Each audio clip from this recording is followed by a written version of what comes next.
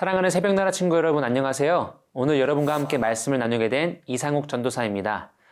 누군가가 나를 위해 좋은 것을 베풀어주면 마음에 진한 감동이 찾아오곤 합니다. 어렸을 적에는 부모님이나 친구가 베풀어주는 무언가가 그렇게 와닿았었는데요. 요즘 제가 느끼고 있는 그런 진한 감동은 바로 제 아들로부터 오는 것 같습니다. 제 아들에게 간식을 주면 아들이 정말 맛있게 먹습니다. 그런데 먹는 중에 저에게 아빠도 하나 먹어 하면서 과자를 건네주면 그 모습이 참 이쁘고 사랑스럽습니다. 그때 제 마음에 큰 감동이 찾아오곤 합니다. 이렇게 작은 것에서 감동하는 것이 바로 우리의 마음입니다. 그런데 만약 누군가가 우리를 위해 우리가 생각하지도 못한, 기대하기도 어려운 무언가를 주었다면 우리가 느끼는 감정은 어떨까요? 찐한 감동만으로 그 감정을 표현할 수 있을까요? 오늘 말씀에 바로 그 놀라운 일에 대한 이야기가 나옵니다. 오늘 말씀을 통해 찐한 감동, 그 이상의 감동이 우리 마음에 가득했으면 좋겠습니다. 오늘 말씀의 제목은 살리는 죽음입니다. 오늘의 말씀은 마가복음 14장 22절에서 31절입니다. 그들이 음식을 먹고 있는데 예수께서 빵을 들고 감사기도를 드리신 후 떼어 제자들에게 나눠주며 말씀하셨습니다. 이것을 받으라. 이것은 내 몸이다. 그러고 나서 예수께서는 잔을 들고 감사기도를 드리신 후 제자들에게 주셨습니다. 그러자 그들 모두 받아 마셨습니다. 예수께서 그들에게 말씀하셨습니다. 이것은 많은 사람을 위해 흘리는 내 피, 곧 언약의 피다. 내가 너희에게 진실로 말한다. 내가 하나님 나라에서 새 포도주를 마시는 그날까지 포도나무에서 난 것을 다시는 마시지 않을 것이다. 그들은 찬송을 부른 뒤 올리브산으로 향했습니다. 예수께서 그들에게 말씀하셨습니다. 너희는 모두 나를 버릴 것이다. 성경에 이렇게 기록돼 있다. 내가 목자를 치리니 양떼가 흩어질 것이다. 그러나 내가 살아난 후에 너희보다 앞서 갈릴리로 갈 것이다. 베드로가 장담하며 말했습니다. 모든 사람이 주를 저버린다 해도 저는 그렇게 하지 않을 것입니다. 예수께서 대답하셨습니다. 내가 내게 진실로 말한다. 오늘 밤 닭이 2번 울기 전에 내가 나를 모른다고 3번 부인할 것이다. 그러나 베드로는 힘주어 말했습니다. 주와 함께 죽을지언정 결코 주를 모른다고 하지 않을 것입니다.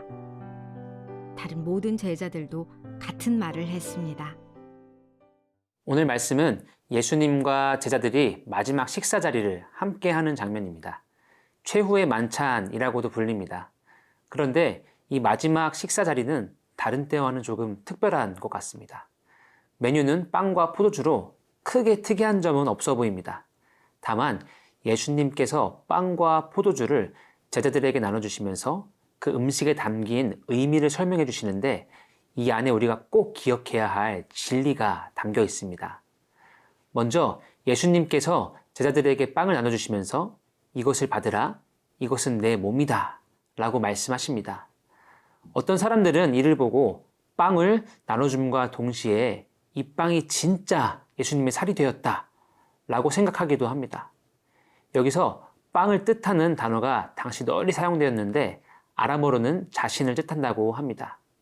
즉, 빵이 의미하는 것은 예수님의 살을 진짜로 먹는다는 의미가 아니라 예수님 자신을 우리에게 내어주시는 것을 뜻하며 동시에 빵이 찢어지는 것처럼 예수님의 살이 채찍에 맞고 십자가에 못 박혀 찢기실 것을 의미하기도 합니다. 다음으로 예수님께서는 포도주를 주시면서 이렇게 말씀하십니다. 24절 말씀을 함께 읽겠습니다. 예수께서 그들에게 말씀하셨습니다. 이것은 많은 사람을 위해 흘리는 내 피, 곧 언약의 피다. 예수님께서 제자들에게 주셨던 잔은 언약의 피라고 말씀하십니다. 찢겨진 빵이 예수님께서 당하실 고난을 의미했다면 이 포도주는 그 고난 가운데 예수님께서 흘리실 피입니다. 그런데 예수님께서는 이 피가 그냥 피가 아닌 언약의 피라고 말씀하십니다. 왜냐하면 예수님께서 우리를 위해 흘리실 그 피는 수천 년 전부터 계획되어 왔으며 말씀을 통해 약속되어 왔던 피 흘림이기 때문입니다. 예수님께서는 하나님의 모든 말씀을 다 이루시기 위해 우리를 위한 하나님의 완전한 사랑을 완성하시기 위해 이 땅에 오셔서 피 흘리신 것입니다. 그리고 이 피 흘림은 몇몇 사람들만을 위한 것이 아닌 연약하고 부족한 우리 모두를 위한 많은 사람을 위한 것입니다. 사랑하는 새벽나라 친구 여러분, 우리는 정말 예수님의 찢기심과 피 흘리심이 지금 우리를 위한 것이라고 생각하며 살아가고 있나요? 이 말씀이 오늘 우리에게 주는 의미는 무엇일까요? 예수님의 살과 피에는 우리를 향한 놀라운 사랑의 의미가 담겨 있습니다. 그리고 우리는 그저 그 살과 피를 믿음으로 먹고 마시면 되는 것입니다. 오늘 하루도 선물과도 같은 예수님의 놀라운 사랑을 기억하며 경험하는 삶 되기를 소망합니다.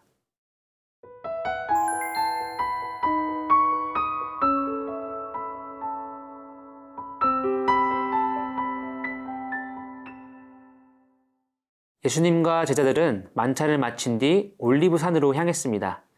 그러고는 제자들에게 이렇게 말씀하셨습니다. 너무 충격적이기도 한데요. 함께 27절 말씀을 읽겠습니다. 예수께서 그들에게 말씀하셨습니다. 너희는 모두 나를 버릴 것이다. 성경에 이렇게 기록되어 있다. 내가 목자를 치리니 양떼가 흩어질 것이다. 예수님께서는 제자들이 모두 자신을 버릴 것이라고 말씀하십니다. 그리고 이 모든 것이 성경의 기록을 이루기 위한 것임을 알고 계셨습니다. 자신과 함께 수년 동안 함께 해왔던 제자들이 자신을 버릴 것을 알고 계셨던 예수님의 마음은 얼마나 아프셨을까요? 그런데 예수님의 이 말씀에 자신 있게 반박하며 대답했던 제자가 한 명 있습니다. 바로 베드로입니다. 베드로는 이렇게 말했습니다. 모든 사람이 예수님을 저버린다고 해도 저는 그렇게 하지 않겠습니다. 그리고 계속해서 이렇게 말합니다. 예수님과 함께 죽을지언정 결코 주를 모른다고 하지 않겠습니다. 부인하지 않겠습니다. 그리고 뒤이어서 다른 제자들도 이와 같이 말했다고 합니다. 아마 많은 분들이 이 자신 있는 말에 대한 결과를 잘 알고 있을 것입니다. 베드로는 그리고 제자들은 그렇게 하지 못했습니다. 오늘 이 베드로와 다른 제자들의 모습은 예수님을 따라 살아간다는 것은 우리의 열심과 의지만으로는 할 수 없다는 것을 말해주는 것 같습니다. 베드로는 예수님을 따라 물 위도 걸어봤던 훌륭한 제자일 것입니다.